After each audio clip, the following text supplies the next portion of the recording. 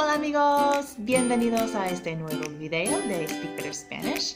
Today I'm actually going to be speaking to you mostly in English because I noticed that when I'm speaking mostly in Spanish, it can feel a bit overwhelming for my target audience, which is people who are at the beginner and intermediate levels of Spanish learning.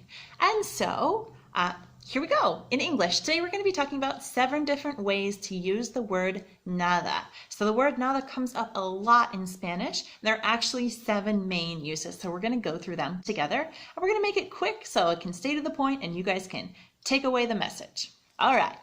So number 1, we can use nada to mean nothing. This is probably one of the most common uses. For example, no hay nada en la nevera.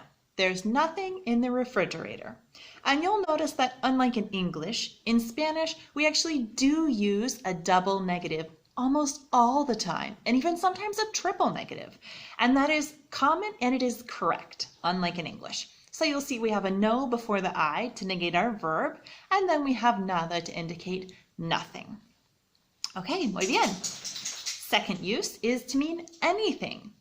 No sabemos nada de él. We don't know anything about him.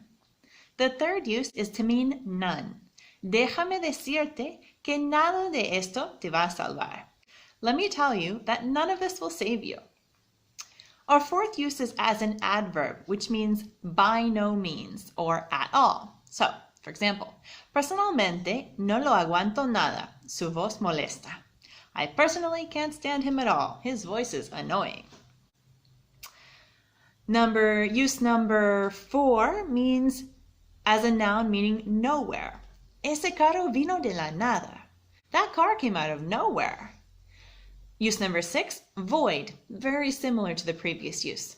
La nave espacial se dirigió poco a poco hacia la nada.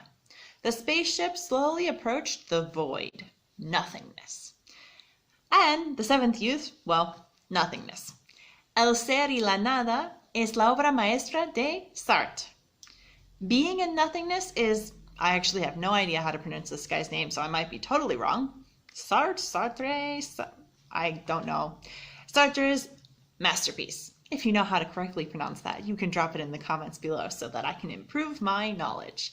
Anyway, I hope this video was helpful for you guys on the 7 different ways to use nada. I encourage you to drop an example below if you're unsure of any of these type of uses, and I'd be happy to get back to you with some feedback. Thanks for watching, guys. Buen dia. Hope you enjoyed this video. If you did, please give it a thumbs up. Be sure to subscribe and turn on that notifications bell so you'll always stay in the loop when I share a new video. And if you have any questions or comments on this video, drop them below. If you're interested in working with me one-on-one or in a group setting with personalized online classes, you can learn more about that at SpeakBetterSpanish.com. Ciao!